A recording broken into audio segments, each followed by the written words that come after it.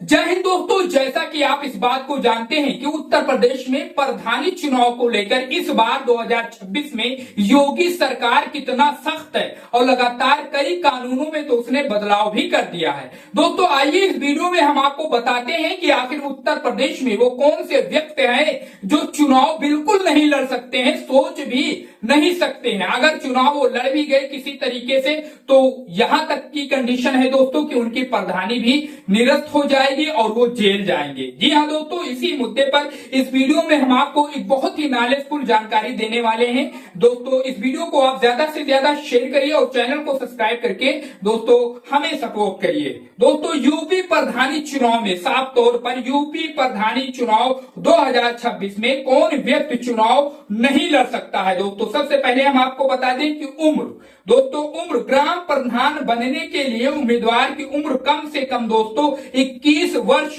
होनी चाहिए। लोग कहते हैं कि 18 वर्ष से अगर ऊपर है तो चुनाव लड़ सकता है, ऐसा बिल्कुल भी नहीं है दोस्तों। हम आपको फिर से बता रहे हैं, ग्राम प्रधान बनने के लिए उम्मीदवार की उम्र कम से कम 21 वर्ष होनी ही चाहिए। जो व्यक्ति 21 साल नहीं है दोस्तों चुनाव नहीं लड़ सकता। उसके अलावा दूसरा कंडीशन जो चुनाव नहीं लड़ सकते हैं दोस्तों, मानसिक रूप से अस्वस्थ घोषित हो किसी डॉक्टर के द्वारा। दोस्तों यदि किसी व्यक्ति को अदालत द्वारा या डॉक्टर के द्वारा मानसिक रूप से अस्वस्थ घोषित किया गया हो, वो प्रधानी चुनाव के लिए अयोग्य है, बिल्कुल भी वो चुनाव नहीं लड़ सकता। उसके अलावा दोस्तों जो दिवालिया घोषित व्यक्ति हो, अगर कोई व्यक्ति अदालत से दिवालिया घोषित है और अब तक मुक्त नहीं हुआ है तो दोस्तों वो बिल्कुल भी चुनाव नहीं लड़ सकता है। किसी भी कंडीशन में वो चुनाव नहीं लड़ सकता है।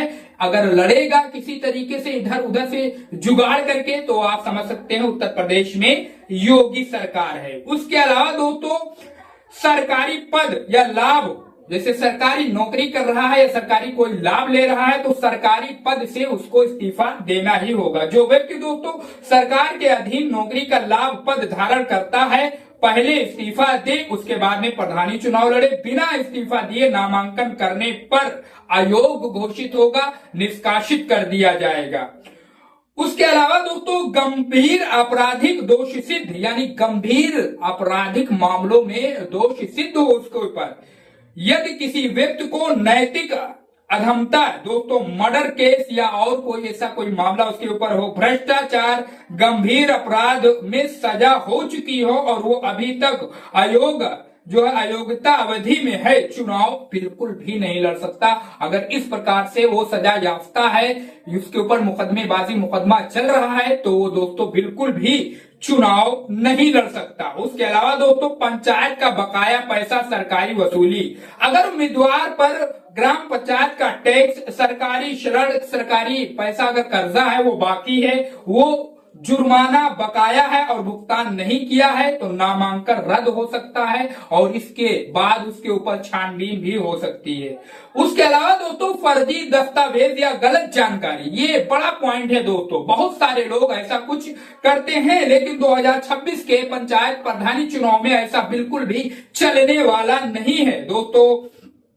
जैसे कि फर्जी दस्तावेज, जाति प्रमाण पत्र, गलत तरीके से जाति का प्रमाण पत्र आपने बनवा लिया तो इस कंडीशन में क्या होता आप समझ सकते हैं।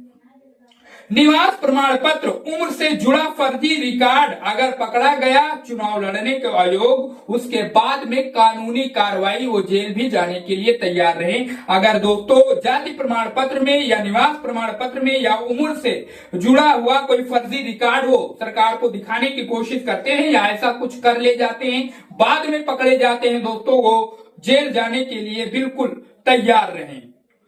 उसके अलावा दोस्तों पहले से चुने गए प्रतिनिधि कुछ मामलों में जैसे कि सांसद, विधायक, जिला पंचायत अध्यक्ष और नियमों के अनुसार इस्तीफा नहीं देता है वो प्रधानी का चुनाव नहीं लड़ सकता है।